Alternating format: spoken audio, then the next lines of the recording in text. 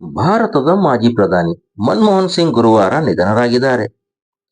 ಮನಮೋಹನ್ ಸಿಂಗ್ ಅವರು ಭಾರತದ 13ನೇ ಪ್ರಧಾನಿಯಾಗಿ ಭಾರತಕ್ಕೆ ಅಪಾರ ಕೊಡುಗೆಗಳನ್ನು ನೀಡಿದ್ದಾರೆ. ಡಾಕ್ಟರ್ ಮನಮೋಹನ್ ಸಿಂಗ್ ಅವರು ಸತತ 2 ಅವಧಿಗಳಿಗೆ ದೇಶದ ಪ್ರಧಾನಿಯಾಗಿ ಆಯ್ಕೆಯಾಗಿದ್ದರು. ಈ ಮೂಲಕ ದೇಶದ ನಾಯಕನಾಗಿ 10 ವರ್ಷ ಕೆಲಸ ಮಾಡಿದ್ದಾರೆ. ಇನ್ನು ಮನಮೋಹನ್ ಸಿಂಗ್ 16ನೇ ಸೆಪ್ಟೆಂಬರ್ 1982ರಲ್ಲಿ ಭಾರತೀಯ ರಿಸರ್ವ್ ಬ್ಯಾಂಕ್ ಗವರ್ನರ್ ಆಗಿ ಆಯ್ಕೆಯಾಗಿದ್ದರು.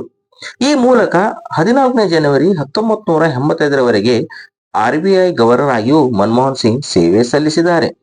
ಮಾಜಿ ಪ್ರಧಾನಿ ಡಾಕ್ಟರ್ ಮನಮೋಹನ್ ಸಿಂಗ್ ಅವರು ತಮ್ಮ 92ನೇ ವಯಸ್ಸಿನಲ್ಲಿ ದೆಹಲಿ ಏಮ್ಸ್ನಲ್ಲಿ ನಿಧನರಾಗಿದ್ದು, ಇಂದು ದೆಹಲಿಯ ಮನಮೋಹನ್ ಸಿಂಗ್ ಅವರ ನಿವಾಸದಲ್ಲೇ ಗಣ್ಯರಿಗೆ ಅಂತಿಮ ದರ್ಶನಕ್ಕೆ ಅವಕಾಶ ನೀಡಲಾಗುತ್ತದೆ. ಸದ್ಯ ಅವರ ಪಾರ್ಥಿವ ಶರೀರವನ್ನು ದೆಹಲಿಯ ಅವರ ಮನೆಯಲ್ಲಿ ಅಂತಿಮ ದರ್ಶನಕ್ಕೆ ಇರಿಸಲಾಗಿದೆ. ಬಳಿಕ ನಾಳೆ ದೆಹಲಿಯ EICC ಕಚೇರಿಯಲ್ಲಿ ಅಂತಿಮ ದರ್ಶನಕ್ಕೆ ವ್ಯವಸ್ಥೆ ಮಾಡಲಾಗುತ್ತಿದೆ. ಮಾಜಿ ಪ್ರಧಾನಿ ಮನಮೋಹನ್ ಸಿಂಗ್ ಅವರು ಗುರುವಾರ ನಿಧನರಾದ ಹಿನ್ನೆಲೆಯಲ್ಲಿ ಅವರ ನಿಧನದ ಗೌರವಾರ್ಥ ರಾಜ್ಯದಲ್ಲಿ 7 ದಿನ ಶೋಕಾಚರಣೆಯನ್ನು ಸರ್ಕಾರ ಘೋಷಣೆ ಮಾಡಲಾಗಿದೆ.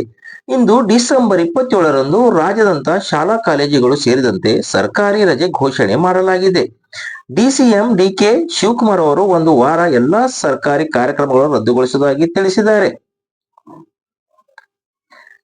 2 ಬಾರಿ ಪ್ರಧಾನಿಯಾಗಿ ಹಾಗೂ ಸಂಸತ್ತಿನಲ್ಲಿ ಮೇಲ್ಮನೆಯಲ್ಲಿ 33 ವರ್ಷಗಳ ಸುದೀರ್ಘ ಸೇವೆ ಸಲ್ಲಿಸಿದ ಮಾಜಿ ಪ್ರಧಾನಿ ಮನಮೋಹನ್ ಸಿಂಗ್ ಅವರು ಗುರುವಾರ ವಿಧಿವಶರಾಗಿದ್ದಾರೆ.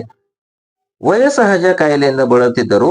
ಜವಾಹರ್ಲಾಲ್ ನೆಹರು, ಇಂದಿರಾ ಗಾಂಧಿ ಮತ್ತು ನರೇಂದ್ರ ಮೋದಿ ನಂತರ ಅತಿ ಹೆಚ್ಚು ಕಾಲ ಸೇವೆ ಸಲ್ಲಿಸಿದ 4ನೇ ಪ್ರಧಾನಿ ಎನಿಸಿಕೊಂಡಿದ್ದಾರೆ. ಅವರು ನಡೆದ ಬಂದ ದಾರಿ ಸೇರಿದಂತೆ ಅವರ ಅಂತಿಮ ದರ್ಶನ ಕ್ಷಣಗಳವರೆಗೆ ಸಂಪೂರ್ಣ ಕ್ಷಣದ ಮಾಹಿತಿ